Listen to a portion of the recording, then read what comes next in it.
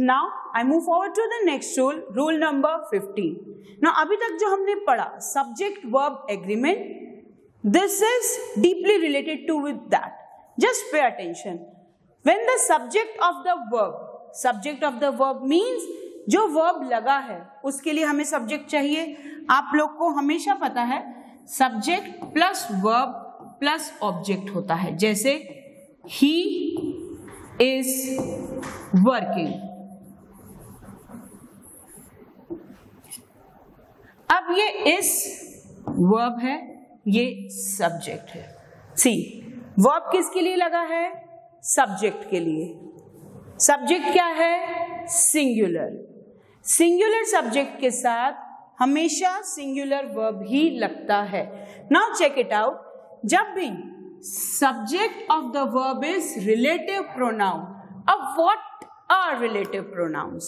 Relative pronouns are those pronouns which reflects या which shows the relation between the subject and the verb. For example, the words like who, that, which, ये words हमको relation बताते हैं subject का verb से। अब जो भी वर्ब लगा है वो सब्जेक्ट के लिए लगा होना चाहिए, ये तो हमको पता है, ओके। लेकिन अगर इन दोनों के बीच में रिलेटिव प्रोनाउन लगा है तो वो करेक्टली रिलेट करना चाहिए सब्जेक्ट को और वर्ब को, और वो कैसे होगा? Check it out. अब relative pronoun should be taken to see that the verb agrees in the number and person with the antecedent of the relative, with the antecedent of the relative. That means जिसके लिए वो relative pronoun लगा है वो correctly use है या नहीं। Check it out. I, who is your friend, will guard your interest. मैं जो तुम्हारी फ्रेंड हूं। अब ये हूं किसके लिए लगा है? हु किसके लिए लगा है? हु लगा है आई के लिए। I have told you who, that और विच, ये तीनों रिलेटिव प्रोनाउन होते हैं।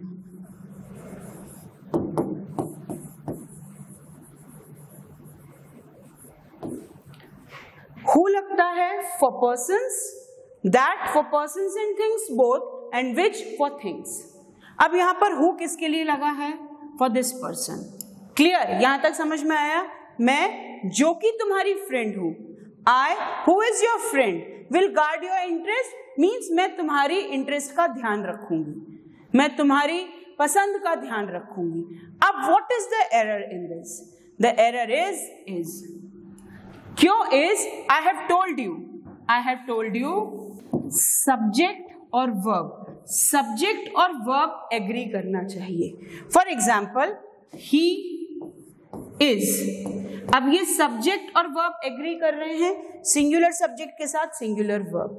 अब अगर यहां पर मैं हूं हटा दूं, तो आई इज योर फ्रेंड, क्या ऐसा हो सकता है? क्या ऐसा आई इज योर फ्रेंड हो सकता है? नो, आई के साथ कभी भी इस नहीं लगता है।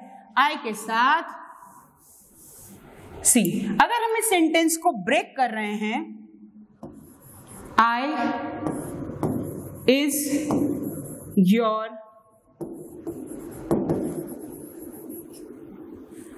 इज योर फ्रेंड में यहां हु लगा है। अब ये हु किसके लिए लगा है? ये हु लगा है आई के लिए। अगर मैं इस हु को हटा दे रही हूं, सपोज ये हु है ही नहीं, यहां पर सिर्फ आई है, तो क्या ये सेंटेंस करेक्ट है? नो। क्यों? क्योंकि आई के बाद हमेशा एम लगता है, इज नहीं लगता। आई के साथ हमेशा एम लगता है, इज नहीं लगता। यहां इज किस लिए लगा है? हु के लिए नहीं लगा, हु के लिए नहीं लगा, हु आई के लिए लगा है। तो हमें वर्ब किसके लिए लगाना है? सब्जेक्ट के लिए। और जैसा सब्जेक्ट होगा उसी से एग्री करता हुआ वर्ब चाहिए। Okay, now I hope you have understood this. Now we will move forward to the next rule. So dear students, as we have completed the 15th rule, now some of the examples related to the 15th rule, that is, if the relative pronoun is used for the subject, then the verb must agree with the subject. For example, जैसे मैंने आपको बताया subject और verb, this verb is for subject, तो इनके बीच में अगर relative pronoun लगा है तो relative pronoun first of all subject को रिलेट करता हुआ होना चाहिए और ये वर्ब हमेशा सब्जेक्ट के लिए होना चाहिए. So let's check out the example based on that. Now see, this is I, it is I. Now I क्या है यहाँ पर? सब्जेक्ट. सब्जेक्ट क्या है? आई. नाउ हु किसके लिए लगा है? ये सब्जेक्ट के लिए. Now see, it is I. I क्या है यहाँ पर? आई है subject. Now see, is am your teacher. यहाँ पे अटेंशन, यहाँ पे सब्जेक्ट आई है. अगर हम इस हु को थोड़ी देर के लिए भूल जाएं, फिर देखिए आप कि इज क्या आई के साथ जाएगा? नो, ये आपको कंफ्यूज कर सकता है. तो check it out. The verb used for the subject am is always used with I, is नहीं. तो अगर सेंटेंस के बीच में रिलेटिव प्रोनाउन है, still you have to agree the verb with the subject. Because हम क्या पढ़ रहे हैं बेटा? Subject verb agreement. हमेशा और हमेशा सब्जेक्ट का एग्रीमेंट वर्ब से होना चाहिए. बोर तो नहीं हो रहे? And I hope you are enjoying the English class. Now again buck up and get ready. See the next example. She is one of. मैंने यहाँ पे दो रूल डाल दिए. One of my student. हमने अभी एक रूल किया है, वन ऑफ के बाद हमेशा और हमेशा प्लूरल लगता है. चेक आउट बेटा, सेंटेंस ऐसे ही आएंगे. आपको हर एक वर्ड चेक करना है, पूरे सेंटेंस का पोस्टमार्टम करना है कि कहाँ गलती छुपी है, कहाँ कुछ गलत छुपा है. Now see, she is one of my student की स्टूडेंट्स, दैट इज स्टूडेंट्स, क्योंकि वन ऑफ के बाद हमेशा और हमेशा प्लूरल सब्जेक्ट ही आता है. अगेन, अब यहां तो वन ऑफ द के बाद प्लूरल सब्जेक्ट. एक और चीज, सी बेटा, हर एक रूल याद रखना है, उसका एप्लीकेशन याद रखना है. हमने रिसेंटली ये सेंटेंस किया था, one of the boys is present. अब वन ऑफ द बॉयज में मैंने आपको बताया था वन ऑफ द के बाद प्लूरल सब्जेक्ट लगेगा और सिंगुलर वर्ब लगेगा, क्योंकि ये वर्ब इसके लिए लगा है. क्लियर? इसी सेंटेंस को बेस बना के just do the sentence there. कैसे?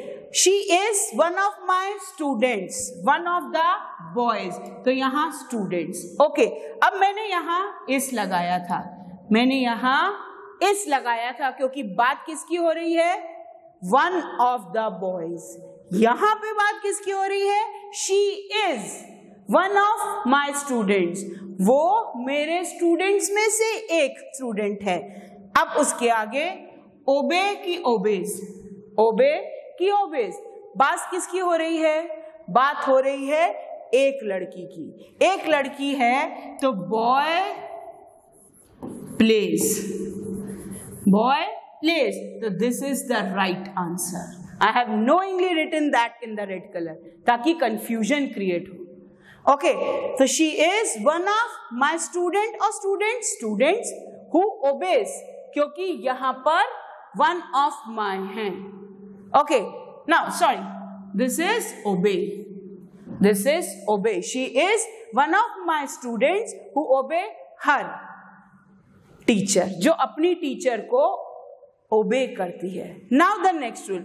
This is only one of his books. उनकी किताबों में से ये एक ही किताब है, that. That लगता है नॉन लिविंग थिंग के लिए. अब एक की बात हो रही है तो has. That means singular subject के साथ singular verb. Now we will move forward to the next rule. Now see, हमने many का रूल किया, a number of रूल किया. A large number of rule किया. Now we are doing rule of more than one. Now see, more than one के बाद हमेशा और हमेशा सिंगुलर नाउन चाहिए. या मोर देन वन, कंफ्यूज नहीं होना. See, more than one book, more than one के बाद सिंगुलर. लेकिन अगर यहां मोर होता सिर्फ, इसके बाद प्लूरल चाहिए. ये याद रखना. Again I am repeating, more than one एक साथ है. याद कैसे रखेंगे? वन एंड में आ रहा है तो वन मीन सिंगुलर. अगर सिर्फ मोर है, मोर के बाद प्लूरल, उसके बाद देन वन आता है. दोनों में डिफरेंस है. याद ऐसे रखना है, more means plural but more than one means singular. More than one means singular. उसको ऐसे ही मत समझ लेना, मोर देन वन को एक से ज्यादा नहीं. Okay, now see, more than one, जैसे मैंने आपको बताया, मोर देन वन के बाद सिंगुलर, मोर देन वन के बाद सिंगुलर. नाउ सिंगुलर सब्जेक्ट है तो सिंगुलर वर्ब लगेगा हमेशा और हमेशा. Now see, more successful candidates. Now see, more के बाद प्लूरल चाहिए तो मोर के बाद प्लूरल, इसके बाद देन वन ऑफ आया है. दोनों में डिफरेंस है. यहां पर मोर देन वन है, यहां पर मोर देन वन है, मोर देन वन के बाद सिंगुलर, क्योंकि यहां वन मीन्स सिंगुलर. सिंगुलर होने के कारण यहां सिंगुलर सब्जेक्ट, इसलिए यहां सिंगुलर वर्ब. वन मोर के बाद हमेशा और हमेशा प्लूरल ही लगेगा. Plural subject will take plural verb with them. Okay, ये तो हुआ मोर देन वन और more plus plural plus than. अगर सिर्फ मोर है, इसका तो आपको पता है, मोर मीन्स बहुत ज्यादा, तो मोर के बाद प्लूरल, प्लूरल के लिए plural verb. Clear? Again I am recalling it. No need to be afraid, no need to get confused. बेटा ये रूल्स हमेशा एग्जाम में आते हैं. This is a very important rule, that is why I am recalling it again. More than one का मतलब है singular. इसको ऐसे ही याद रखना. दैट मीन्स एक से ज्यादा नहीं, इसी को याद रखना. इसको ट्रिक बना के याद रख लो. मोर देन वन को याद कैसे रखोगे? एक से ज्यादा नहीं मतलब एक. तो मोर देन वन के बाद हमेशा और हमेशा सिंगुलर सब्जेक्ट आएगा. यहां तक अगर आप पहुंच गए तो आपको पता है, as you all my intelligent students, आपको पता है सिंगुलर सब्जेक्ट के साथ हमेशा सिंगुलर वर्ब. तो मोर देन वन के बाद सिंगुलर सब्जेक्ट जो कि प्रोसीड होगा सिंगुलर वर्ब से. अब अगर ये मोर देन वन डिवाइडेड है, मोर देन वन, ये पूरा एक साथ था. जब एक साथ है मोर देन वन मतलब एक. जब मोर और देन के बीच में सब्जेक्ट है तो वो सब्जेक्ट हमेशा प्लूरल होना चाहिए. ये याद रखना. This is a very important rule, you must memorise this thing. तो more plus plural plus than one, और अगर यहां प्लूरल सब्जेक्ट है तो आगे भी प्लूरल वर्ब ही लगेगा. This you must remember. So I hope this rule is clear to you. Now we will move forward to the next rule. Now see, there are some indefinite pronouns. First of all, what do you mean by indefinite pronouns? Indefinite pronouns. Indefinite pronouns means जब आपको nouns का number नहीं पता हो. कितने लोग हैं आपको नहीं पता. Indefinite. That means you don't know the exact number. आपको एग्जैक्ट नंबर नहीं पता. हो सकता है एक है, हो सकता है चार है, हो सकता है पांच है. अब आपको ये पता है pronouns are used for nouns. तो नाउन्स कितने हैं आपको नहीं पता. तो जब you do not know the exact number of nouns, you always take indefinite pronouns on the place of nouns. Let's check out what are the examples of indefinite pronouns. Several, few, both, many, others. Now यहाँ both से तो समझ में आ रहा है 2, many से समझ में आ रहा है कितने लोग हैं, 1 है कि 5 है कि 10 हैं, several से समझ में आ रहा है, few से समझ में आ रहा है नहीं. That means when you do not know the exact number, then they are known as indefinite pronouns. अब उनके साथ क्या करना है, अब आपको जब नंबर नहीं पता तो आपको उनको ये सोचना ही पड़ेगा. सेवरल मतलब बहुत सारे, फ्यू मतलब थोड़े से, मेनी मतलब बहुत सारे. दैट मीन्स एक नहीं है, एक से तो ज्यादा है, 2 भी हो सकते हैं, 20 भी हो सकते हैं. दैट मीन्स एक से ज्यादा, तो एक से ज्यादा है. Well understood. Plural subject, and as my intelligent students know, plural subject will take plural verb. Let's check it out. Several members. Several members. Several मतलब बहुत सारे. अब जब भी ये several use होगा उसके बाद हमेशा plural subject ही use होता है, क्योंकि several मतलब बहुत सारे. तो बहुत सारे क्या लोग, तो सब्जेक्ट की जगह पर नाउन या प्रोनाउन आएगा. अब जब सेवरल लगा है, सेवरल के आगे नाउन चाहिए सब्जेक्ट की जगह पर, तो प्लूरल चाहिए. सेवरल मेंबर्स, अब आपको ये समझ में आ गया ये प्लूरल है, तो वर्ब भी प्लूरल चाहिए. तो several members are not giving their opinion. Now see, ये देयर किसके लिए लगा है, ये देयर सेवरल के लिए लगा है. सेवरल मेंबर्स जो कि प्लूरल है. Plural pronouns are used for plural nouns. Now next, few things, थोड़ी सी चीजें. Few things, थोड़ी सी चीजें. Now see, जैसा कि रूल है few, some, चलो some को छोड़ते हैं अभी. Few, several, many, इनके बाद हमेशा और हमेशा प्लूरल सब्जेक्ट ही आता है. And plural subject will always take plural with them. Now few things, आ गया plural subject, उसके बाद plural verb. Now this is the logic.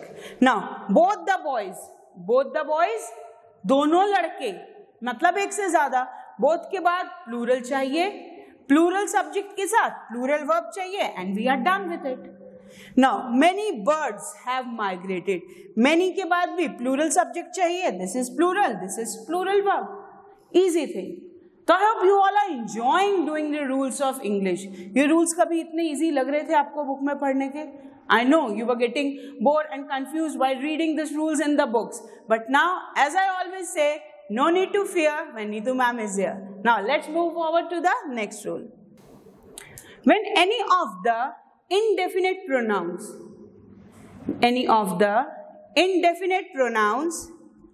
see, each, no one, another, anybody, nobody, everybody, इनमें से, अब ये भी indefinite pronouns हैं. हमने अभी तक किया indefinite pronouns several, many, others, few, both. ये यूज होते हैं नंबर नहीं पता होने पर, जब हमें ये नहीं पता कि कितने लोग हैं, बट हमें ये पता है एक से ज्यादा हैं, इसलिए वो प्लूरल के लिए यूज होते हैं. ये किसके लिए यूज होते हैं, ये यूज होते हैं, हमें ये पता है सिंगुलर है. अब कौन है ये नहीं पता. एनीबडी, कोई भी एक. समबडी, कोई भी एक. नोबडी, कोई एक भी नहीं. नो वन, कोई एक भी नहीं. एवरीवन, हर एक. समवन, कोई एक. तो जब एक सब्जेक्ट के लिए, सिंगुलर सब्जेक्ट के लिए इनडेफिनिट प्रोनाउन यूज करना हो तो वो ये होता है. Why they are known as indefinite pronouns? Because we do not know the exact identity. हम किसी का नाम नहीं ले रहे. Just someone come here. कोई भी एक आ जाओ. No one will go out. कोई एक भी बाहर नहीं जाएगा. तो that means when you are not giving the clear information, but ये पता है कि single subject है, singular है, एक ही है, तब आपको ये समझ में आ रहा है, ये याद रखना है, ये वर्ड्स जब भी यूज हो रहे हैं ना, एवरीबडी से कंफ्यूज नहीं होना है बच्चा. हम जब कह रहे हैं नोबडी मतलब कोई एक भी नहीं, समबडी मतलब कोई एक, समबडी मतलब कोई एक, तो एवरीबडी मतलब हर एक.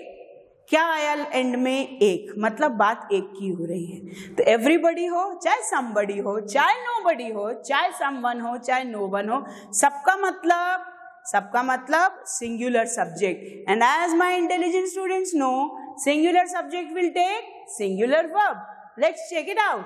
Now see, somebody has, somebody किसी ने, मतलब एक है तो हेल्पिंग वर्ब भी सिंगुलर ही लगेगा। has is used for singular subject. somebody has stolen my watch, किसी ने मेरी घड़ी चुरा ली, बात एक की हो रही है। somebody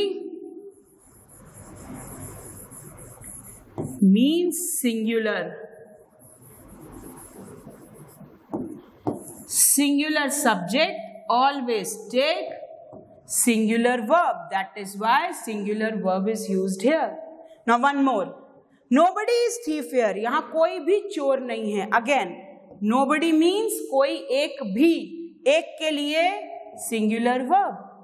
Again, everybody is innocent, सब मासूम हैं, सब निर्दोष हैं, मासूम हैं।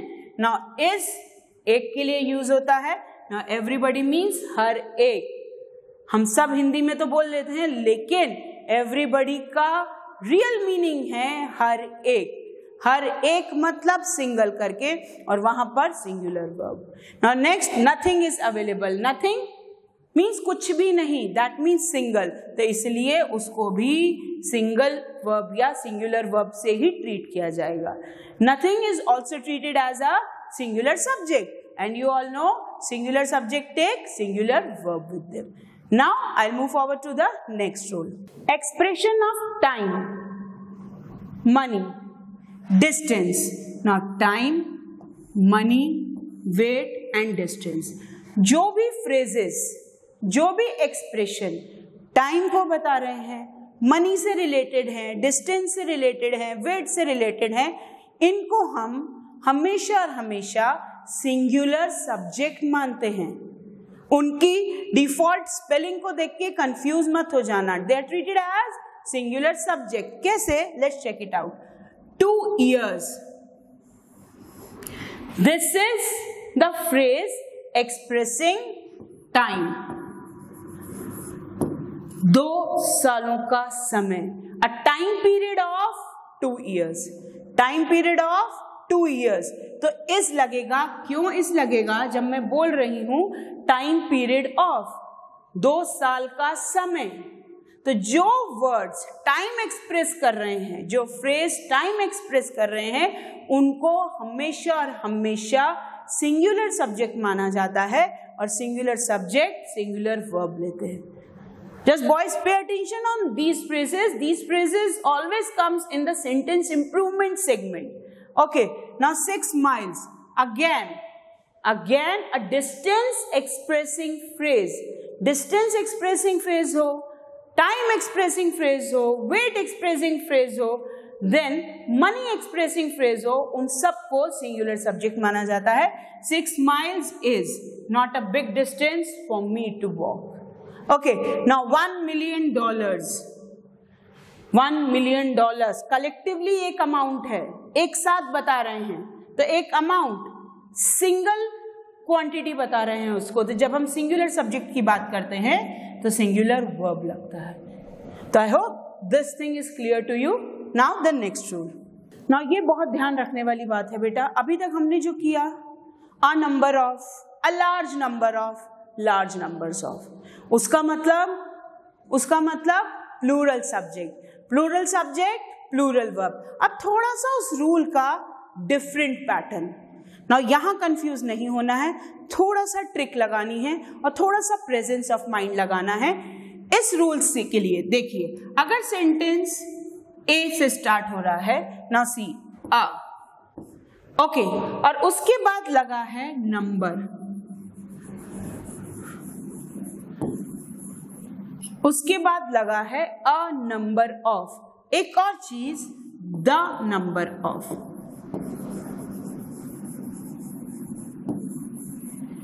इन दोनों का डिफरेंस समझिए। Just forget this and pay attention on this.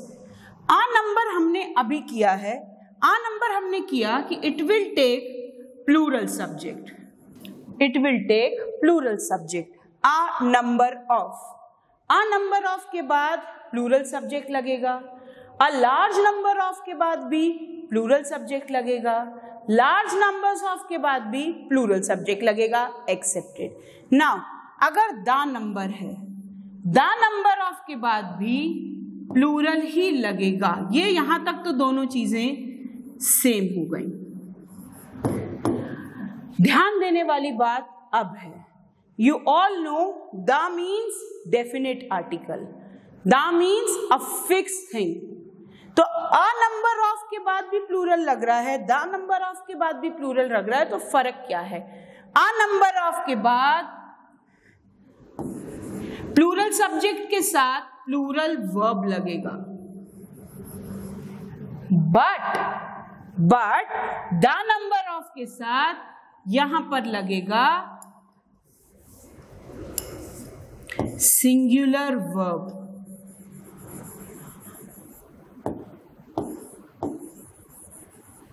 कैसे सिंगुलर वर्ब? क्योंकि द नंबर अगर जहां आ गया सेंटेंस में, मतलब वो नंबर फिक्स है, वो चेंज नहीं हो रहा, और वो चेंज नहीं हो रहा, दैट मीन्स वो सिंगुलर सब्जेक्ट बन गया. And singular subject will take a singular verb. But जहां आ नंबर की बात हो रही है, that means indefinite article, that means वो नंबर चेंज होता रहेगा, दैट मीन्स प्लूरल सब्जेक्ट है तो प्लूरल वर्ब. इसको चेक कैसे करेंगे? Check out the example. Now see, जब आ से आ यूज हो रहा है, उसके बाद प्लूरल सब्जेक्ट के साथ प्लूरल वर्ब, बट जब यहां दा लग गया तो सिंगुलर वर्ब लगेगा. और कैसे लगेगा? See, a number of students, ये प्लूरल सब्जेक्ट हुआ, plural subjects will take plural verb, ये वर्ब भी प्लूरल हुआ. ये रूल हम पहले भी कर चुके हैं. A number of students, a large number of students, large numbers of students, ये क्लियर है. नाउ बात आती है द की. जब द यूज हो रहा है, द के बाद भी, द नंबर के बाद भी प्लूरल सब्जेक्ट, बट जहां द नंबर लग गया उसके बाद वर्ब सिंगुलर आएगा. ये याद रखना. डिफरेंस कैसे करेंगे? मैं फिर से ट्रिक बता रही हूं. अ नंबर ऑफ हो, अ लार्ज नंबर ऑफ हो, इनके साथ plural subject plural verb, okay. But the number means fixed, the definite singular. But sentence में गलती कहां करेंगे? सेंटेंस में आपको अगर यहां व्हीकल्स की जगह व्हीकल दे दिया तो एरर होगा. See, the number of vehicles is increasing. अब आपको द नंबर के बाद प्लूरल सब्जेक्ट चाहिए, ये याद रखना. What the examiner will do, that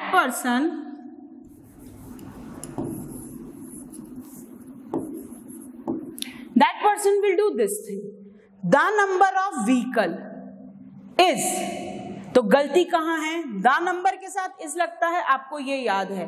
गलती ये है, द नंबर ऑफ के बाद व्हीकल्स ही चाहिए, उसके बाद इस चाहिए, क्योंकि ये द नंबर के लिए यूज हो रहा है, व्हीकल्स के लिए नहीं. अ नंबर ऑफ हो, प्लूरल चाहिए, माना, उसके बाद प्लूरल वर्ब चाहिए, एक्सेप्टेड. नाउ जब द नंबर ऑफ हो, द नंबर ऑफ के बाद भी प्लूरल सब्जेक्ट, बट वर्ब कौन सा लगेगा? सिंगुलर. क्यों सिंगुलर? बात यहां द नंबर की हो रही है, जो फिक्स्ड आइडेंटिटी है, फिक्स्ड क्वांटिटी है, that means singular subject, and singular subject will take a singular verb. दोनों में से कोई एक चीज याद रख लो. अ लार्ज नंबर हो, अ नंबर ऑफ हो, इसके साथ प्लूरल सब्जेक्ट और प्लूरल वर्ब. इसका ऑपोजिट द नंबर ऑफ के साथ सिंगुलर वर्ब, बट सब्जेक्ट तो दोनों में प्लूरल ही रहेगा. याद रखने वाली बात है. तो I hope all these rules are clear to you all. We have done 10 rules today. We'll do some more rules, but we will also do practice exercise to apply these rules so that you can know the approach to solve the paper. And I know you are my intelligent students and you will come back in flying colors after passing the NDA exam. Till then, stay tuned. This is your Neetu ma'am saying bye to you.